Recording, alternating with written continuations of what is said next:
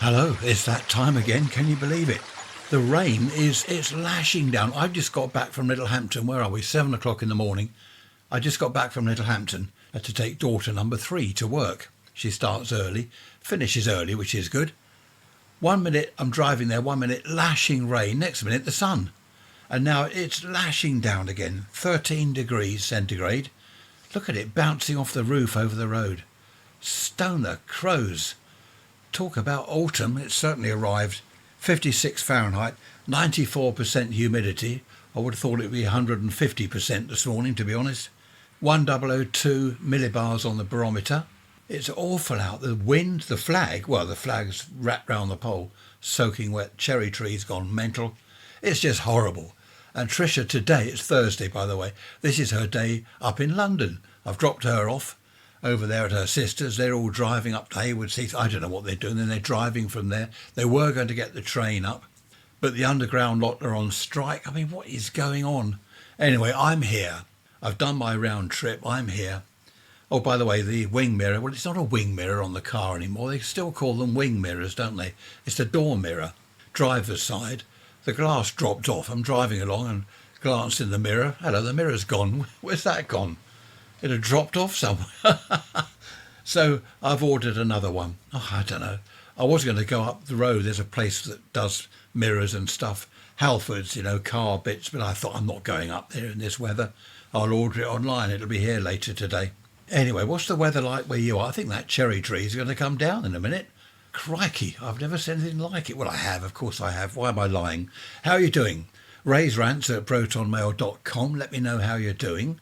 I'm getting this episode ready for Sunday, of course, even though it is only Thursday. I've got a quiet house today. Tricia in London, daughter number 3 at work. I think she's popping back in later. And then, of course, tomorrow, Tricia's off to Butlins and not back till Monday. A quiet weekend. Bliss. Talking of Butlins, there's some news, BBC News. Butlins at Bognor, where Tricia's going. They've got bed bugs. There's a picture of a girl there. She's covered in bites. And they reckon it's bed bugs. Nice. I'm glad I'm not going to Butlins. Dreadful. I've always said it's a lurgy type place. You get COVID there and stuff. Oh, I don't know. I don't like it. I'm probably biased because I don't like it. I'm sure all the bed linen and stuff is ultra clean. And I'm sure it's all lovely. It's just me that doesn't like it. So I shall be in my own bed over the weekend, not some strange bug-ridden bed somewhere else. Anyway, let's move on. I said I'd mention Heidi, didn't I, and her story. Heidi met a chap, I think they were late 20s, were they late 20s? I can't remember now. They started going out together, got on very well. He had a nice flat that he rented. Sometimes she'd stay over there, she'd spend the weekend with him. They got engaged. Not many people get engaged these days, do they? I don't know what people do these days. A lot of them don't get married, do they? They just live together. In my day, that was called living in sin. Well, that sounds dangerous, doesn't it? Living in sin. Anyway, they got engaged. After a year or so, they decided to get married. The big day came, lovely wedding, and off they went on their honeymoon, apparently to Greece. I like Greece. They had a lovely week there. Driving back from the airport, Heidi was looking forward to moving into the flat properly, but he drove straight past the flat. And she said, "What are you doing? You've just driven past the flat. What are you doing?" "I've just got to pick something up from a friend of mine," he said. He pulled up in the driveway of this lovely house. She didn't know who this friend was, and got out of the car. He said, "Come on, you might as well join me. I want you to meet him." So she got out of the car, joined him. They rang the doorbell, and this chap, about the same age, opened the door. Good-looking young man. "Hello," he said. "Hello, come in, come in." He led them through to the lounge, where Heidi saw all their wedding presents spread out on the sofa. They hadn't unwrapped them from the wedding because they went straight off on their honeymoon. They were going to do that when they got back to the flat. "There's all the wedding presents." And she said, "Hang on, what's this? Why are these here?" She said in her email that she really did start to panic. What had he done with the flat? Why weren't they going to the flat? Had he not paid the rent? Had they been chucked out? What was going on? Did he expect her to move in to this house with this friend of his? She said she really did start to panic, and I can understand that. You think you're going home to a rented flat and you end up round some chap's house. There's your wedding present. What is going on? I got you some milk, that's in the fridge, this chap said, putting the front door key on the table. There's your key. Hope you settle in okay. And off he went. As the front door closed, Heidi glared at her new husband and asked him what the hell was going on. Let me explain, he said, let me explain. She was shaking at this time, she said in her email. I was shaking. I was fuming. I'm not surprised, Heidi. I think anyone would be. He sat her down and said, look, this is my house. Now she's even more confused. What do you mean your house? It's his house, whoever that was. No. I lent him the key just to bring the stuff round from the flat. This is my house. We're not having the flat anymore. It's too small. We don't want a flat. This is a lovely house. She asked him what the rent was on the house. It was bound to be 10 times the amount of rent they were paying for a small flat. I own the house, he said. There's no rent. There's no mortgage. It was left to me several years ago by a relative. Heidi, staring at him, her head spinning, she was totally confused. It's his house, no mortgage, no rent. It was left by a relative years ago. Why didn't he tell her? He explained he didn't want to tell her he owned a house in case she married him for his money. Now, she thought that a bit dull. Of course I wouldn't marry you for your money. You know, she's having a go at him. Wouldn't marry you just because you own a house. I married you because I loved you. She calmed down. He made a cup of coffee and they had a bit of a chat. She calmed down. He showed her around the house and he just said that he'd met one or two other girls in the past, before he met her, obviously. And as soon as they'd gone back to the house with him, oh, they're in love. Oh, let's get married. Let's have children. And he said it was the house was the attraction, not him. And it was a lovely house, she reckons. It was a 4-bedroom house with a huge garden, really nice area. So it was obviously worth a lot of money. And then she said, well, what about the flat? Why were you renting a flat? I wasn't renting the flat, he said. This was the next bombshell. I own the flat. What? Now she's totally confused. What? You own the flat and the house? I had some redundancy money. He went on about all this and I bought the flat. I moved in there. Then I was left the house. Then I met you. I didn't want you to know about the house initially, so I said I rented the flat. You can see the story unfolding, can't you? Anyway, they lived happily ever after. No, that's not quite the end. Well, it is the end. What they did was they rented the flat out to some friends of theirs that they knew, a young couple, rented the flat so they had that money coming in and they lived in the big house. So, yes, they did live happily ever after. It's quite a nice story. I can see Heidi's point, getting angry with him. You know, why didn't you tell me you own a house and you own a flat? I can see his point, though. In fact, I knew a lady, she's divorced, and she said to me once, I want to find someone, get married, build a life again with someone, share life with someone. She said, but I own my own house. They're going to move in with me. And if it doesn't work out, they're going to claim half my house. It's a good point, isn't it? I don't know what the law is, but you become, is it a common law wife or a common law husband? And you have certain rights and things. So you've got to be a little bit wary of what you're doing. I've heard similar stories over the years. Someone's got some money and they meet someone else and they don't tell them how much money they've got or that they've got any money at all.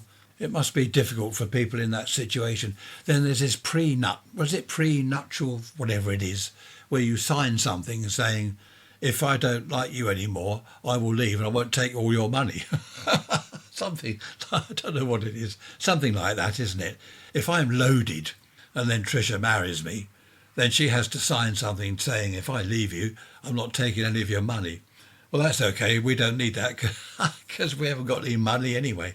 Do you know there are advantages to not having any money? You don't have money problems, do you? Money troubles if you haven't got any money. Well, you do actually, obviously. You can't pay the bills. But I do know one or two people that have got quite a lot of money and it is a problem for them. What do you do with it? Where do you invest it? What do we do about this? Do we buy property? House prices are coming down. Now what do we do? Renting out flats and things, that can be a problem. You're probably better off being not loaded, not broke, just somewhere comfortable. That's where we are. We're just comfortable. Our poor old car's falling to bits. The glass dropped off the mirror. The bodywork's dented and scratched here and there. But it doesn't matter. It goes. It passes the MOT every year. We have it serviced. We're sort of, I was going to say we look after it. We don't really. Well, we do. We have new tyres fitted when we need them and regular service and all that stuff. It's just that we don't clean it. Neither of us are that keen on cars. Trish loves the car. I don't like it. I've probably said many times over the years, I want a big old 1960s American car, V12 engine, 8-litre V12 engine, big bench seat, automatic, of course, cruise around in that. Whoa. I can just picture myself. No, let's not talk about that. I mustn't get into American cars because the whole episode will be about American cars if I'm not careful. Do you know what Trish has done? She's made sandwiches for my lunch. She's made my dinner, which is in the fridge. That's just got to be warmed up later. Isn't it nice being looked after properly? Mind you, I do deserve it, don't I? Who agrees? Do you agree with that? I think we'll end that there, shall we? Let's leave that there. Actually, just before we leave it there, it has annoyed some people in the past because Tricia, if she's away for the day, she'll make my lunch, she'll make sandwiches for me, put them on a plate, covered in cling film in the fridge. She'll leave dinner ready for me just to warm up, and it does annoy some people. Some people think, well, why can't you make your own sandwiches? Don't you know how to make a sandwich? Of course I can make a sandwich. Tricia likes looking after people. It's not only me. She looks after the entire family. She looks after Gary the tortoise. That reminds me, I must go and open his door in a minute. The rain stopped. He likes going out in the rain. Do you know, yesterday it was, I think, it was lashing with rain. He's wandering across the lawn, stopping in the middle of the lawn, looking around. It's pelting down on his head, this lashing rain. He liked it. Perhaps to him it's like having a shower, freshen up a little bit. Then, of course, he goes back in his house and gets under the heat lamp and warms up, dries off. The way we've arranged it is that he can do his own thing. We don't put him outside when we think he should be outside and then put him back inside when we think he should be inside. It's up to him. He can go in and out. If he wants to sit there in the lashing rain, that's up to him. I think that's the best way to look after him because hopefully he knows what's best for himself. We close his door at night. There's an outer door to stop him coming out at night because we have foxes in the garden and cats and all sorts of things. We don't really want him wandering around at 2:30 in the morning, you know. Hopefully he knows what's best for himself. So during the day he just goes in and out, does his own thing. I tell you what I forgot to mention on my early morning car trip to Littlehampton. Had to put the heater on in the car. There's a thing. That's the first time this year. Well, not the first time this year, first time this after summer, if you like. Obviously, we had the heater on back in January, February, March, probably April, and goodness knows when else. But that's the first time this autumn, put it that way. It was pretty chilly out there first thing, and dark, of course. As usual, I've no idea why I chose this particular title for the podcast episode, Buying and Selling Property. I don't know what that's got to do with anything. But moving house is really stressful. They reckon that, is it divorce is the most stressful thing, and then moving house. I'm not sure whether that's true or not, but moving house is a nightmare, isn't it? You get settled in your place, you get everything just the way you want it, and then go and move. I wonder why people move. Some people don't move at all. They buy a house, they get married, buy a house, have their babies and whatever, and stay there forever. I think there is some sense in that, unless it's a first-time buyer's house. It's very small, you know, a little garden, and you want something a bit more, I don't know, a bit more land, perhaps a few more bedrooms or whatever it is you want to do. But I know quite a few people that got married in their teens, early 20s, bought a house, and they're still in the house. Now, they're retired. Kids have left home, of course. They're still in the same house. Nothing wrong with that. I think they've saved a lot of money. Also, it makes me laugh when they talk about house prices. Prices have gone up. A friend or someone will say, my house is now worth so-and-so, $500,000. Well, that doesn't mean anything, does it? Say our house here was worth 5 million and we want to move. Well, other houses are 5 million or more, unless we're going to downsize. Then it's 3 million. You see what I mean? It doesn't matter whether our house here is worth 200 quid or 500,000. It doesn't make any difference, unless we're downsizing, of course. That's a dreadful word, isn't it? I don't like the idea of downsizing.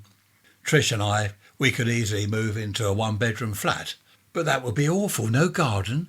I know someone, mentioning no names, he was always on about moving into a flat. No garden, all we've got is a balcony. Now, some people, of course, it suits them. They don't like gardening. I don't know what we would do without a garden. We'd just go crazy. What's it called? Stir crazy, is it? Where you're stuck inside, you can't go out, you've got nowhere to go. You might have a balcony, possibly, to look over to the street where the cars are driving past, but that's all you've got. I couldn't survive without a garden. Even in the winter, it's nice to go out there, feed the birds, the squirrels, look at the snow, freeze for a minute or two, then come back into the warmth. But we're all different, of course. I find mowing the lawn is quite therapeutic. I love it. Other people, oh God, I've got to mow the lawn. They hate it. So each to their own, I suppose. I know a couple, they sold their house, lovely house, moved into a caravan. One of these caravan parks, you can buy your own caravan thing. What is it? A mobile, well, it's a static mobile home or whatever they call it. Tiny little place. They seem to be quite happy there, but tiny little place. It's just, I couldn't live in a caravan. We've had many holidays on the Isle of Wight in caravans, that's fine. Even with all the grandkids and everything, great fun. But to live there permanently, no way. Is it the government or whoever it is, I don't know, some idiots?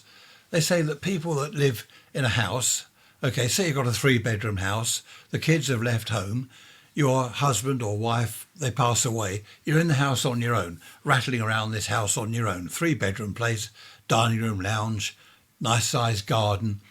They say, well, you should move into a flat or go into an old people's home or something and let someone else move in, a small family or whatever. Sell your place and get somewhere smaller so someone else can move in.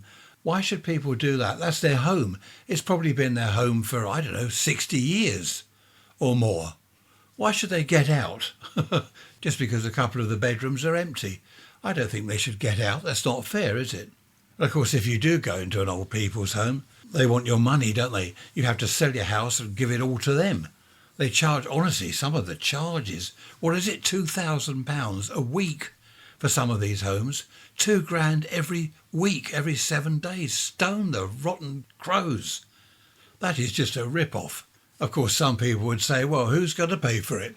If you want to keep your money, you sell your house for £500,000, you keep your money, move into a home, who's going to pay for it? The taxpayer. So I don't know, it's all difficult, isn't it? Of course, a lot of countries abroad, so I've heard, I know it's true, I read it in the newspaper. No, seriously, what they do, they look after their elderly.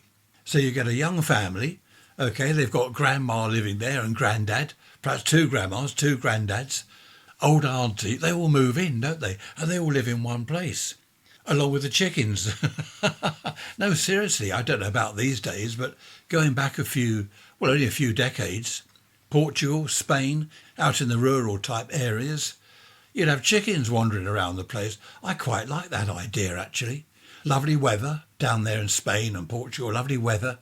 You got chickens in the lounge wandering about. I can't do chicken noises. Tricia can.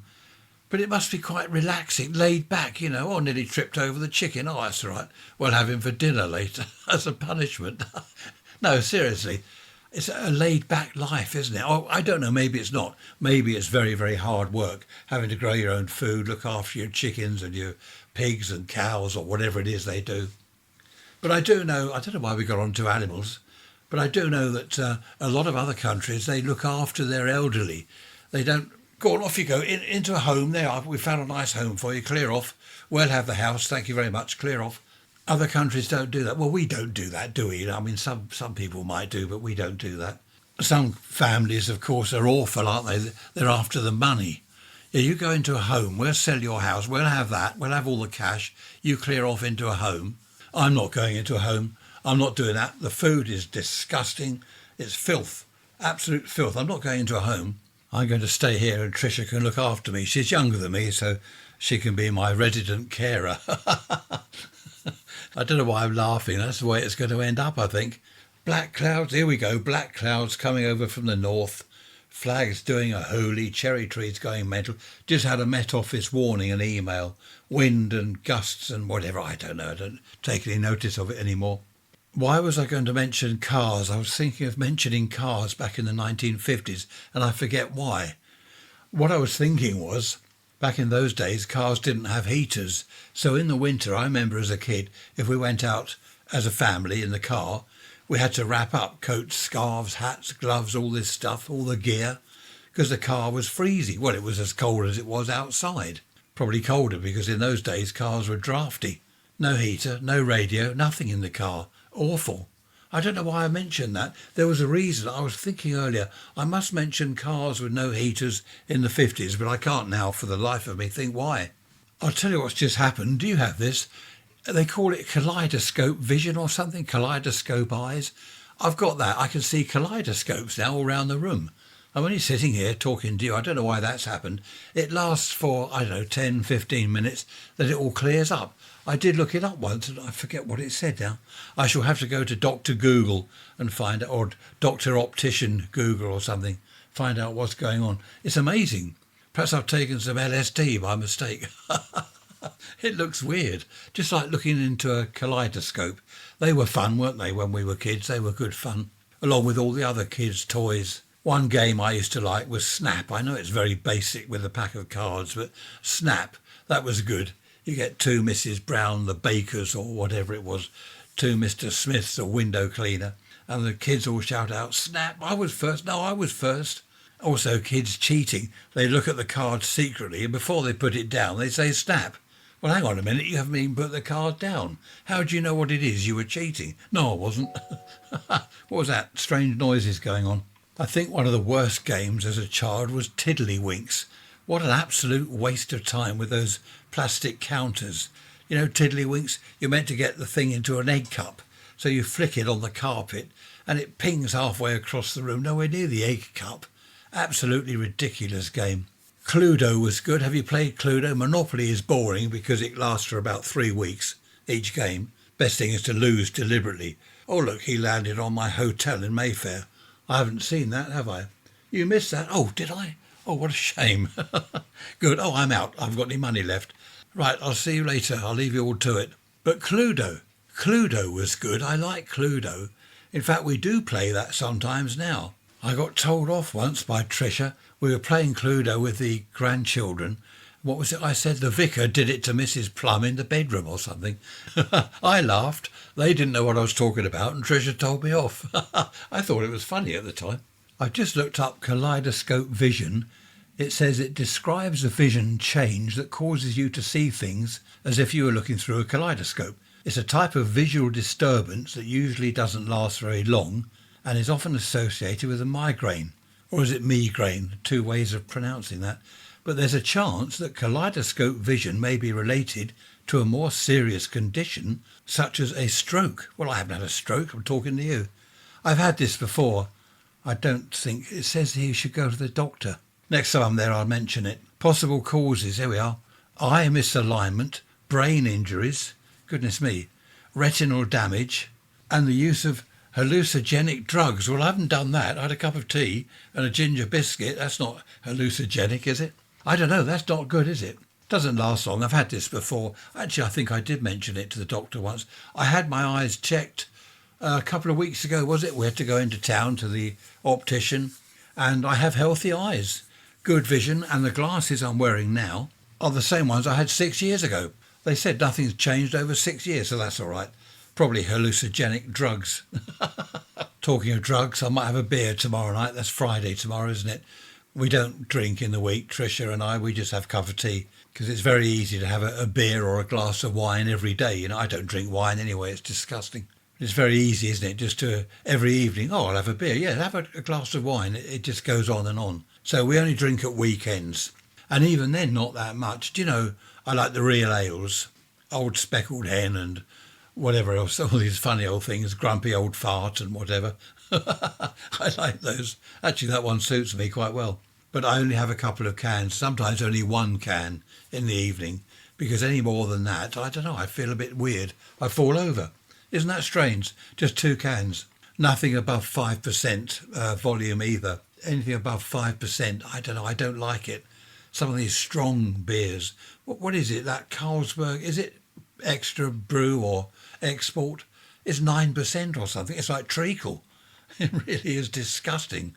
I don't like having beer in the day either. If we go to a barbecue, say at sister-in-law or something like that, her house, I don't drink beer. I'll drive. Tricia can have a couple of glasses of wine. I don't like drinking in the daytime, lunchtime, afternoon. If I'm going to have a beer, it'll be in the evening, certainly not in the daytime. It was all right when I was in my teens. I could go to the pub at lunchtime, Sunday lunch in the pub, that was good. Who remembers that? They opened from 12 till 2 o'clock, so you've got 2 hours. Then they opened again at 6 in the evening till 10:30. So lunchtime you had 2 hours. It was great. Everyone met up there Sunday lunchtime, then all go back and have your Sunday dinner. That was really good. And I could do that without falling over or without going to sleep. If I have a beer now lunchtime, just one beer, I go to sleep. That's it. That's the end of the afternoon. Isn't it awful getting old? I've just realised the kaleidoscope vision has gone. There we are, I'm perfectly right again now. Strange things happen, don't they? Have you heard of these floaters? I've got floaters. No, not that. In your eyes. They're sort of black. They look like flies. You look round. What's that? There's a big fly. Oh, no, it's not. It's in my eye. Not the fly, the floater. They're strange. I mentioned that to the optician. Don't often get that. Only now and then. They said, that's all right. That's normal. Oh, is it? I know what she was thinking. That's normal at your age, you silly old. Do you have floaters and kaleidoscope vision? Raise rants at protonmail.com. Let me know. Floaters. They're weird. I had them for a few weeks. They've gone now. Totally gone. Isn't that strange? But my eyes are healthy. That's good. While we're on medical matters, I just looked on my NHS app. Had a blood test the other day. Haven't had the results yet. Nothing serious. But isn't it great getting the results on an app? Tells you what the result is, all about it. It's really good. And if it's bad, the doctor phones. Hopefully he won't phone me. When did I have the blood test? Oh, it was only yesterday. Sometimes the result comes through the same day. Anyway, we don't want to talk about medical things, do we? Otherwise we'll have ingrowing toenail problems and all sorts. Do you have ingrowing toenails? All sorts of things go wrong, don't they, when you get old? Things drop off and sag and things don't work properly anymore. Strange. One thing I have got is my hair. I have a fantastic head of hair. Some of my teeth aren't there anymore at the back. I don't know where they went. They disappeared. Probably swallowed them in my sleep. But I've got my hair, which is good. And that wind is getting worse. It really is. There's some blue sky over there. The seagulls are loving it. They're just sitting on the wind. You know, they have their wings there and they just sit on the wind. It's rather nice. When I was talking about drugs, did I pronounce that properly? I think it's hallucinogenic. I said hallucinogenic. I think it's hallucinogenic. Oh, I don't know. You know what I mean anyway. Moving away from drugs. Tricia went to London yesterday. Is it Friday? Yes, Friday today. London, traffic. Because of the tube strike, the traffic was a nightmare. Daughter number 2 drove up to Wembley and I don't know what they did from there. Anyway, they got to the place all right, but coming back it took several hours to get back down here to the coast. So I'm glad I didn't have to go. It's a nightmare. They've gone off to Butlins now. Tricia, her sister, daughter number 2 and some friend, and they've all gone off to Butlins. So I'm home alone. Midday Friday. Here I am, home alone. There goes an aeroplane. We've had terrible rain this morning. Apparently in Shoreham, Southwick, they had hailstones. So that's not good. We don't want hailstones. Stone the hail. Simone, nice to hear from you. I've just made myself a cup of tea. I shall have a sip of that in a minute. Simone says, I've heard that in the old days, and she's put in brackets whenever that was. Well, the old days are days when you weren't there, I suppose, Simone. I don't know when you were born, but I suppose the old days were the days before you were born. Is that about right? Probably not. She says, is it true that you only had a bath once a week? Is it true? It is, Simone. It's true. Sunday night was bath night. That was it, once a week, only on a Sunday. She did say in her email, did you not smell during the week between your baths? Well, we were children. Children don't tend to smell, do they? Well, depends where they've been. If they've been over the woods or mucking around the local farm, they might smell a bit. No, we had what we called a strip wash. Depending on your age, you either did it yourself or your mum would give you a strip wash. Basically, you stand in front of the basin in the bathroom, completely naked, and you wash all your bits and pieces. And that was it. Not your hair, of course. That was only once a week in the bath, in the dirty bath water. The other children had already been in. There were 4 of us. So you get in the bath after, you might be the 4th one. So the bath water's pretty dirty already. Then you get, looking back, it's awful, isn't it? But that's the way it was. Monday was wash day. Tuesday, what was Tuesday? Well, really, carrying on, depending on the size of the family and the wash. Tuesday could be hanging out the washing, bringing the washing in, ironing it or whatever. That could take all day Tuesday. Things were totally different back then, Simone. But yes, that is true. And there were no showers, of course. No one had a shower. Oh, I think there were those rubber hose things you stick on the taps. And there was a shower nozzle. I suppose you could... Well, no, there was nowhere to put it. I don't know what they were for. Oh, yes, I do. Rinsing your hair. That's right, rinsing your hair. Because if the bath water had been used by sort of 20-odd people, well, not quite 20, no one had that many kids, then you could rinse your hair with the clean water from the taps, which was either scalding or freezing. Happy days. Of course, back in the really old days, before my time, they had a tin bath in front of the fire, either in the lounge or the dining room or the scullery, I suppose. In the scullery it would be a tin bath in front of the fire, the range. So you're in there, you get visitors coming in and out. Evening, how you doing? Oh, you having a bath? Yeah, that looks nice. I don't suppose visitors went in and out of the place. Not while you're in the bath, anyway. So a tin bath in front of the fire. I remember getting out of the bath as a child, Mum wrapping a big towel round me, and I ran into the lounge to sit in front of the coal fire because I was shivering. The house was freezing. When there's no heating in the bathroom, you get in the bath to keep warm. Once you step out of the bath, that's it. There's no heating in the hall. The coal fire, hopefully, is roaring in the lounge. So you rush through to the lounge and sit in front of the fire shivering while Mum beats up your head with a hairbrush. Ow, ow, ow, stop moaning. Oh, dreadful. Life's a little different now, isn't it? Some younger people I've spoken to over the years, they don't believe me when I say there was no central heating and we just had a coal fire. No, you didn't. You can't just have a fire in one room. A fire? That's no good. What does that do? Bedrooms must have been freezing. Yes, they were freezing. And the phone was in the hall. What, one phone? In the hall? What's it doing in the hall? Why is it in the hall? Didn't you have phones in your bedrooms? No, of course we didn't have phones in our bedrooms.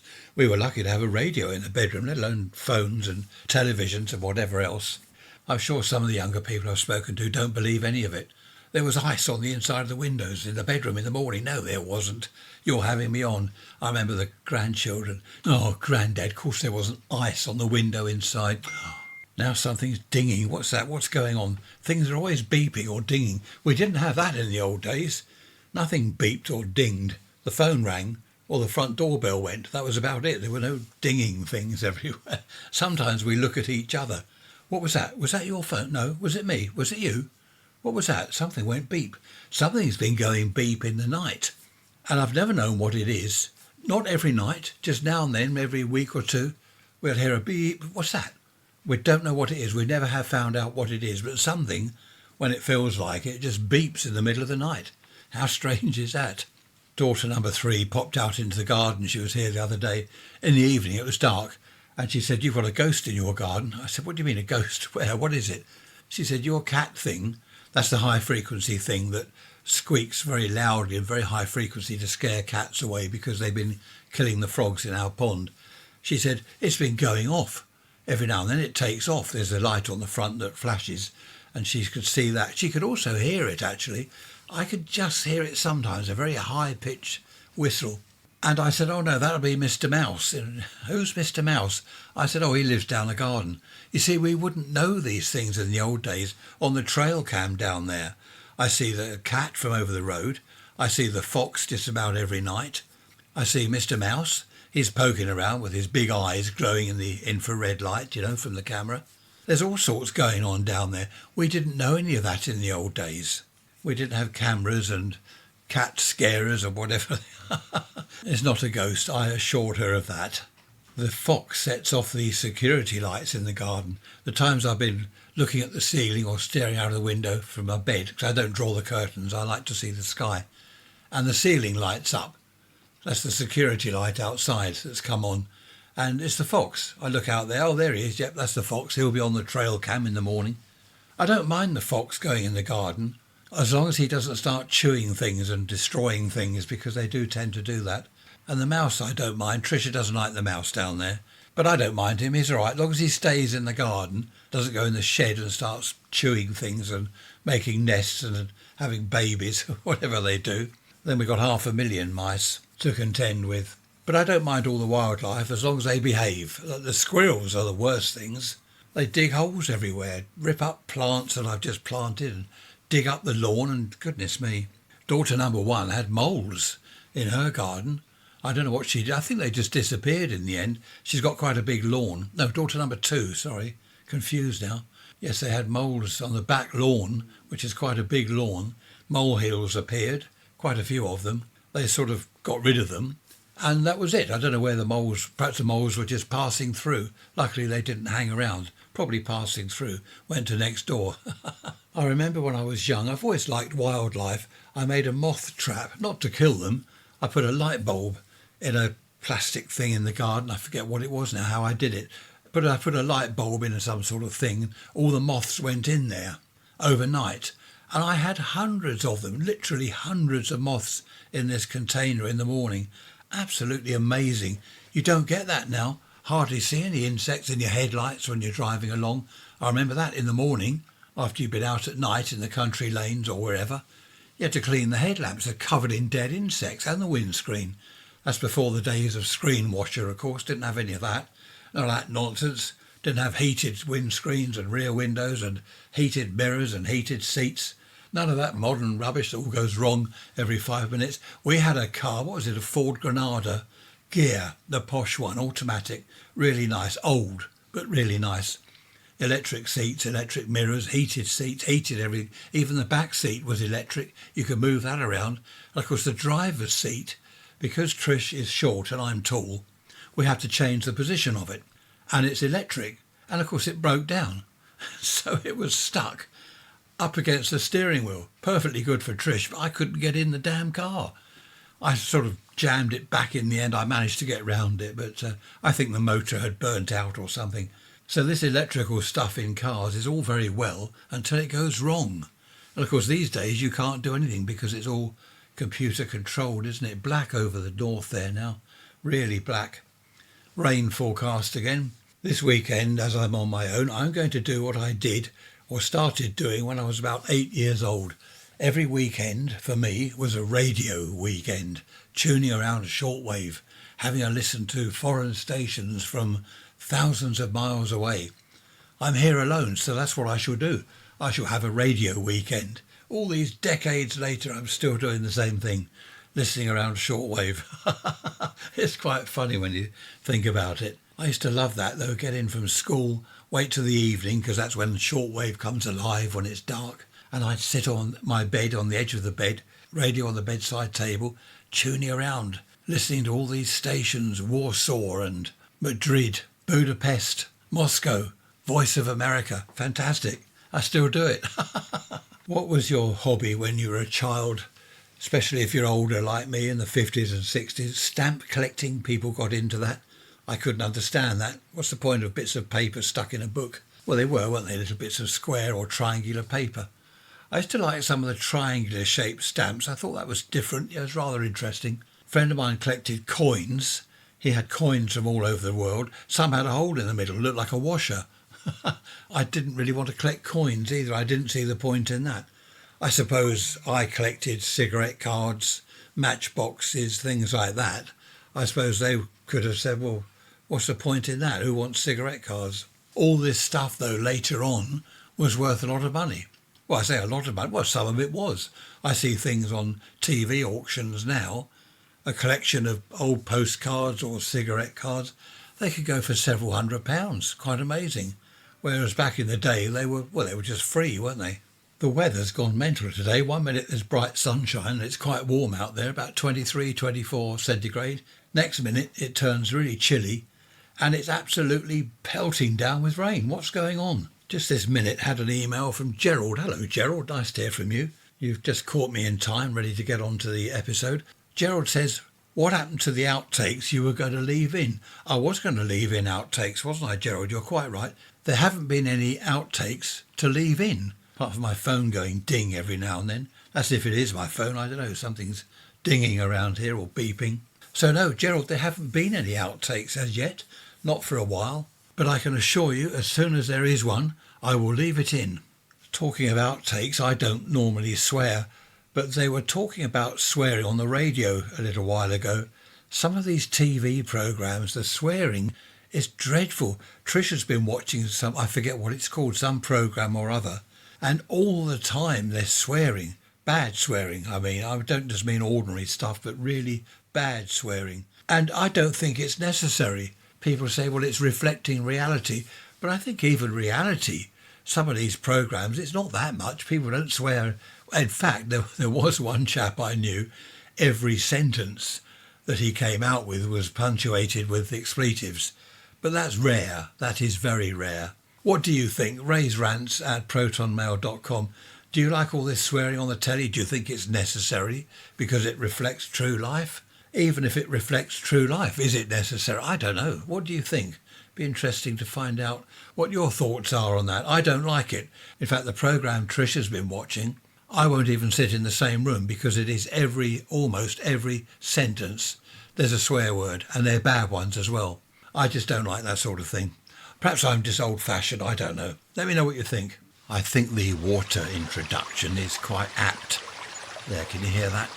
I tell you why. We've had lashing rain again.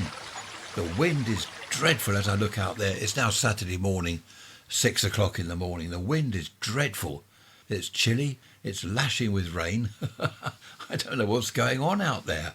We've had more weather warnings from the Met Office about wind, so I think the best thing I can do today is just to stay indoors and chat to you. I don't know what the temperature is, but I've actually put the central heating on, only for 10 minutes or so, just to take the chill off each room. That's the first time this year. And what's the date? 13th of September. Just a 10-minute blast of the heating. That's not a good sign, is it? Moving on, I was watching a video online, this American chap talking about us Brits. Nothing bad, but he found it quite funny, the way we are.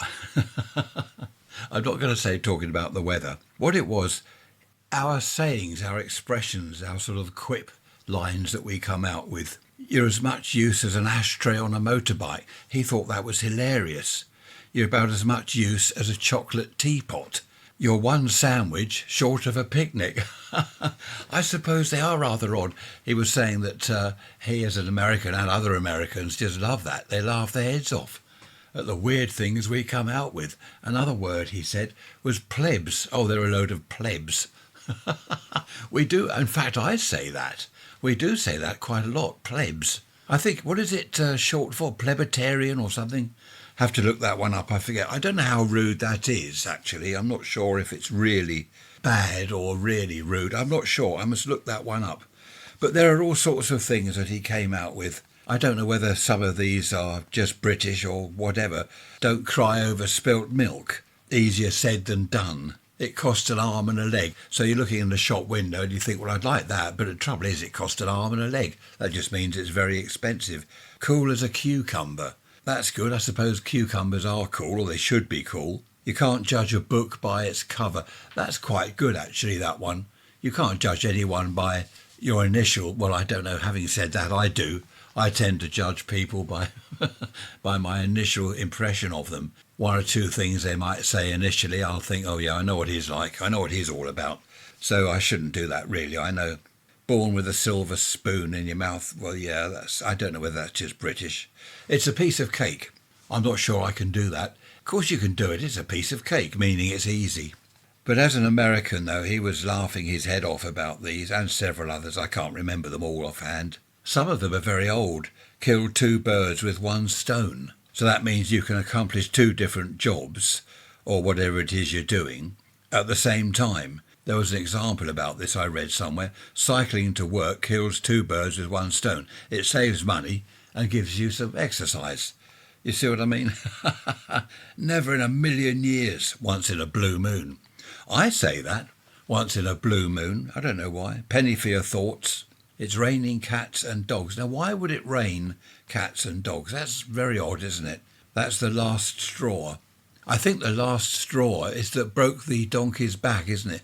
The donkey's burden, he's so heavy, the weight on his back is so heavy. One more straw, that's enough. And then he just breaks under the strain. To go Dutch, that's an old one. I remember that in the 60s. You go out with someone for a meal and you go Dutch, which means you go halves on the bill. There are loads, I don't know, when pigs fly, zip your lip. In other words, shut up. Anyway, that's enough of that. I just thought I'd mention that because the video I saw was quite hilarious, actually. This chap he was laughing uncontrollably at some of the things us Brits come out with. That last straw one, wasn't that broke the camel's back? I've just got that somewhere in my mind. It wasn't a donkey, it was a camel. Anyway, you can look that up if you want to, can't you? And I'm sure you won't. You can't be bothered, can you? Neither can I. Someone asked me a while ago whether, when I was early teens, did I hang around in front of shops like they do sometimes these days? In fact, recently, I think there was a problem with a shop. There were loads of kids hanging around outside. I think it was like a corner shop or a small supermarket thing. And all their bikes were strewn all over the pavement. People couldn't get in and out of the shop.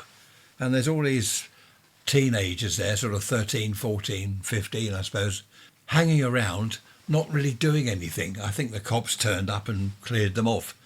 But no, I didn't hang around outside shops. I didn't like shops. I don't see the point in that. What are they doing exactly? Why hang around outside shops? I don't see what they're... Anyway, do you know why they do that? Let me know. Raise rants at protonmail.com. Why do people do that? I hate shops. I can't stand the places. The only place I would hang around is in the woods. Have you ever been in the woods? I'm going to go on about the woods. I mustn't do that. Just quickly, have you ever been in the woods in torrential rain, when it's lashing with rain, under the canopy of foliage above you? Fantastic. It really is. I'm going off on one now. Okay, I won't talk about the woods. Well, forget that. But it is rather nice. Do you remember we talked about, can people be friends just of the opposite sex? Can they be friends, not lovers?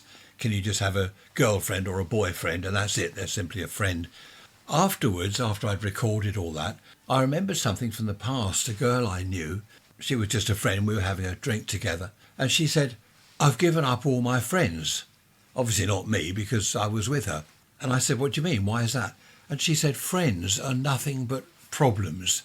She said, so many people try to look good in front of their friends. They do things to impress their friends. It was quite interesting what she was saying. She said she was fed up with having to dress the way her friends thought she should dress, because otherwise they'd say, oh, where did you get that dress from? Oh, I don't like that dress. Where did you get those jeans from? They don't fit properly. Always having to live up to what her friends were thinking or doing. And she said it was like an immense relief when she cut them all off. I don't know quite how she cut them all off, because in those days there were no phones. You couldn't text people and say, that's it, don't bother with me anymore, I'm not your friend. But she just cut people off. And she had quite a good chat with me in the pub. Quite impressed me, actually. It did impress me, because friends can be, I mean, obviously a very good friend for life.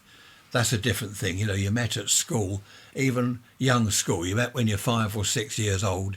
You're now in your 40s, 50s, 60s, and you're still the best of friends. That's different. I'm talking about people in general, you know, people you bump into in a pub or wherever, and they sort of become friends.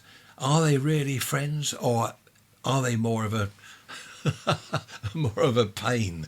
Or are they really no more than acquaintances? I remember her saying that she needed, or she thought she needed, to be liked by people. If she was invited to parties or wherever the people were going, her group of friends, if they invited her, then she was worth something.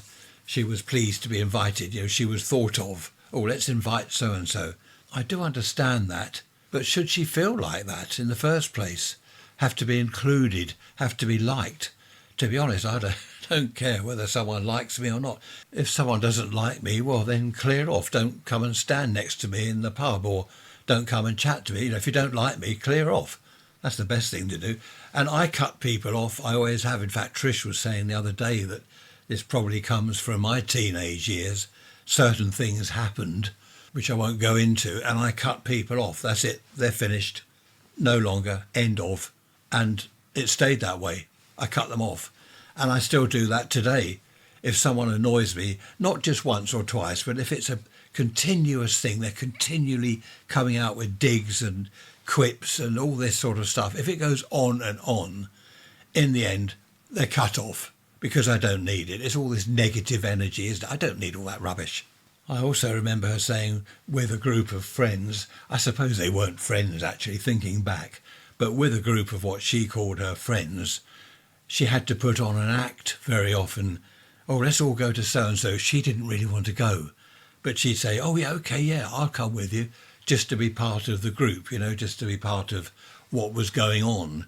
But really, she didn't want to do that. And she said to me that she felt free at last. She could do what she wanted to do when she wanted to do, or not do it. It was up to her. I remember a group of, my friends, I suppose I call them friends. It was the group I was in. They were not all friends, to be honest. They'd say, let's all go to Brighton. I didn't want to go to Brighton.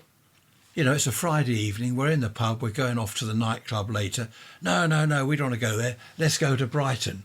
And of course, most of them were like sheep. There was this one chap always wanted to go to Brighton. Malcolm, his name.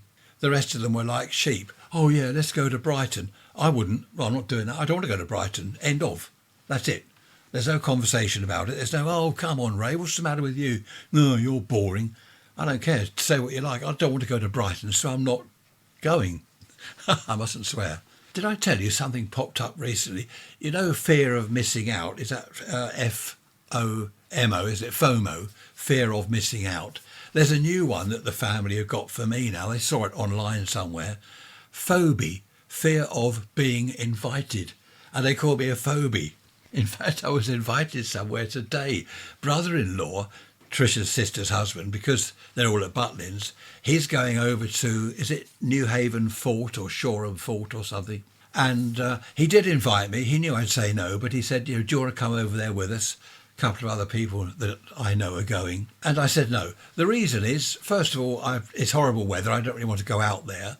Secondly, I've got the whole day here alone. I want to catch up with doing things, have a radio day, get some stuff done, chat to you, make a video or two about radio stuff for all my nerd followers on YouTube.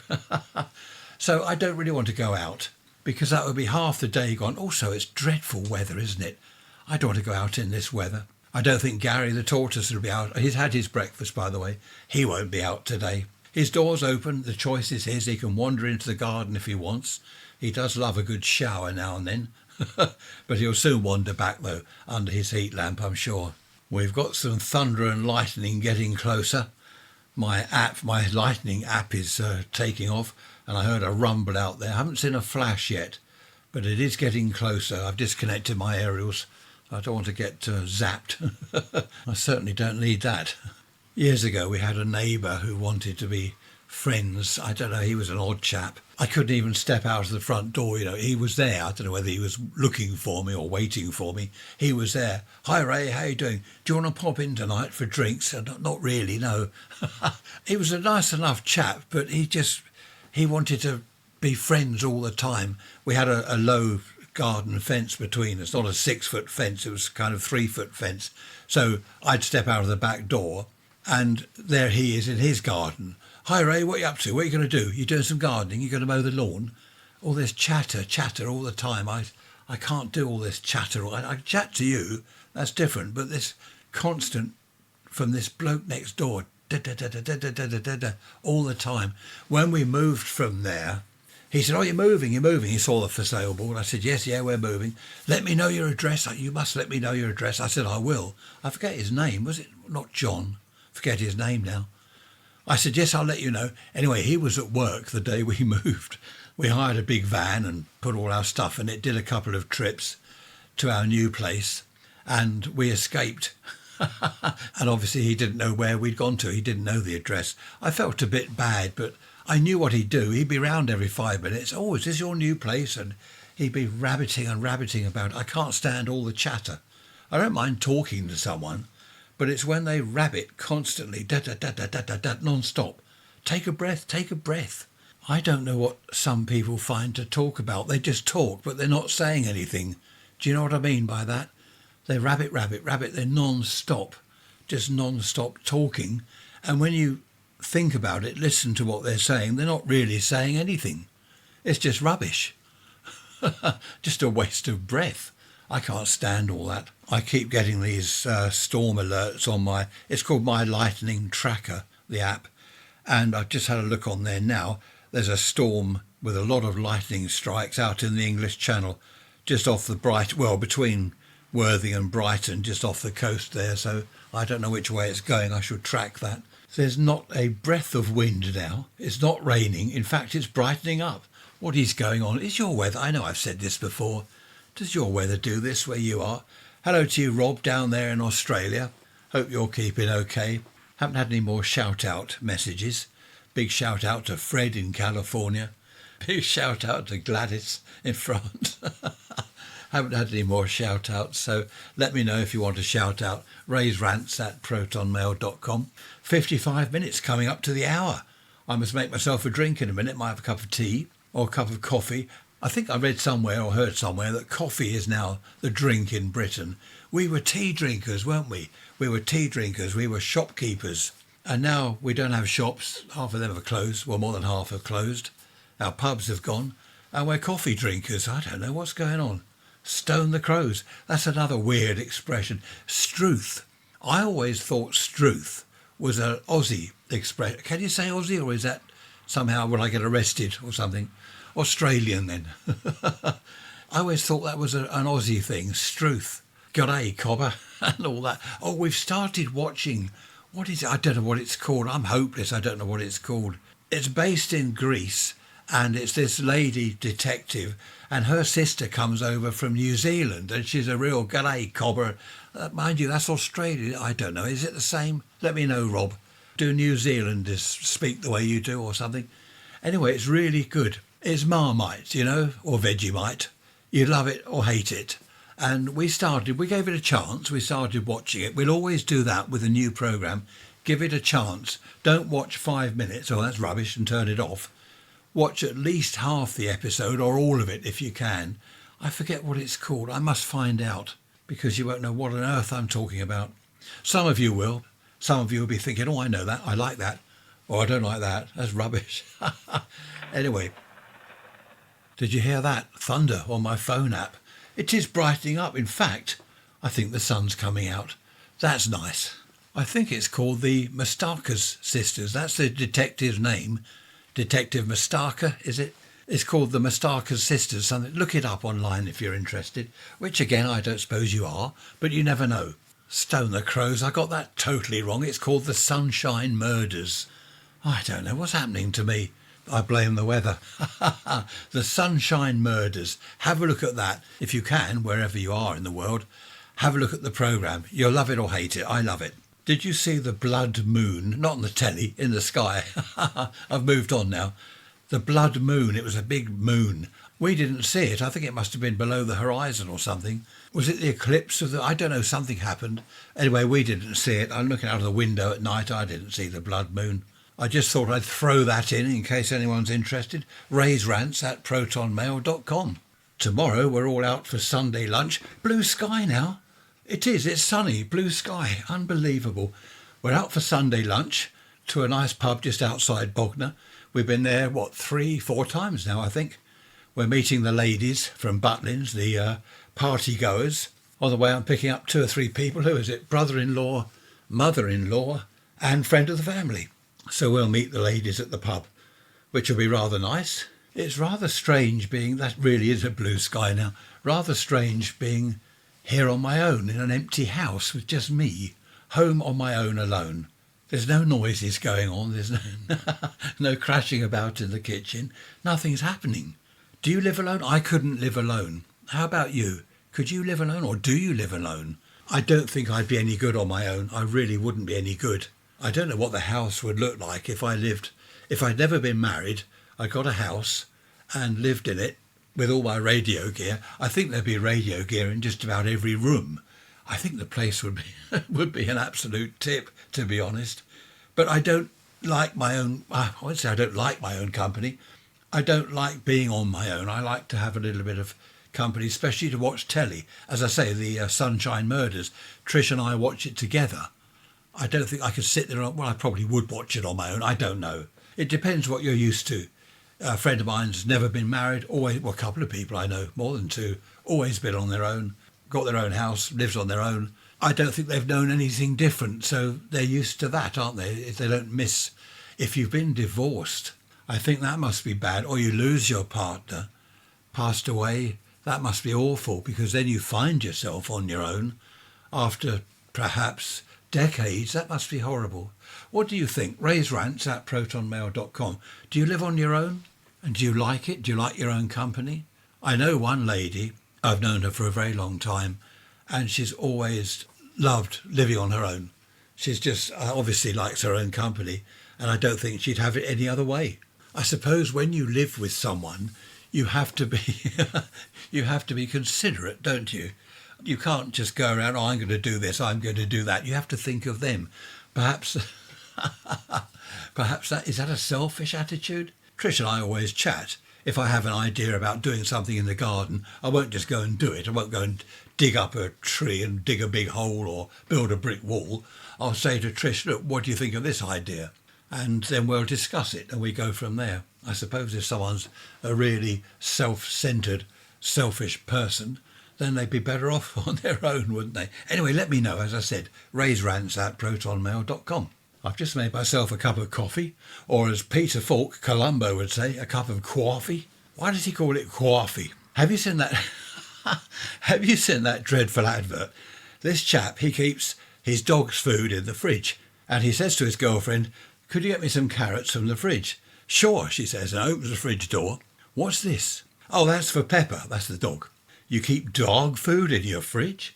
Anyway, it's not dog food, it's for Pepper. You know the advert? But that's dog food. You keep dog food in your fridge. She leaves him. He didn't want her anyway. But what a daft advert. When we had a cat, we kept his tin of cat food in the fridge, with a plastic lid on the top. It wasn't open. What are you meant to do with it? Daft advert. What sort of relationship breaks up because you keep your dog food in the fridge? That's not a very good start, is it? Good job they didn't get married. That wouldn't last 5 minutes. I was listening to someone the other day on the radio talking, not an amateur, on some BBC programme, whatever it was, talking about relationships.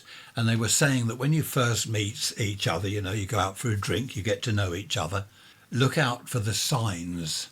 If the chap is saying, for example, I'll see you Friday. Oh, no, I'm seeing my friends Friday. We've got a thing we're going to. It's been booked for ages.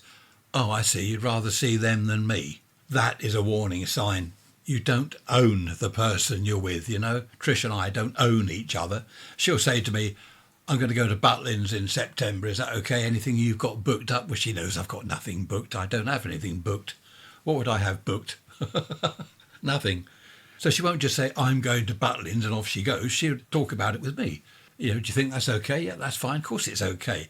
Gives me a nice quiet weekend. It gives her a nice weekend away. But this radio programme, it was quite interesting.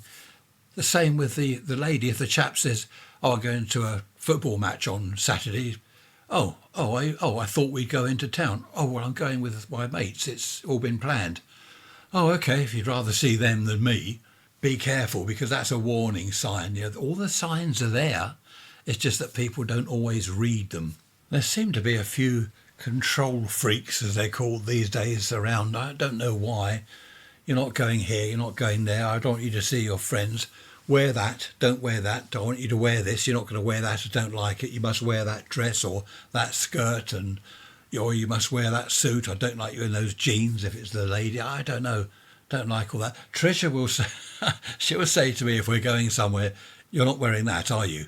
And I look down at my clothes. Yes, why? No. She's into colour coordination and all that, I am the opposite. I like to wear things that clash, like red trousers and perhaps a yellow jacket. Who is it on the telly? Michael Portello. Have you seen Michael Portello with his jackets bright red or bright orange, electric green, pink trousers, red trousers? Crazy. But that's him. I like it. He's an individual. I like that.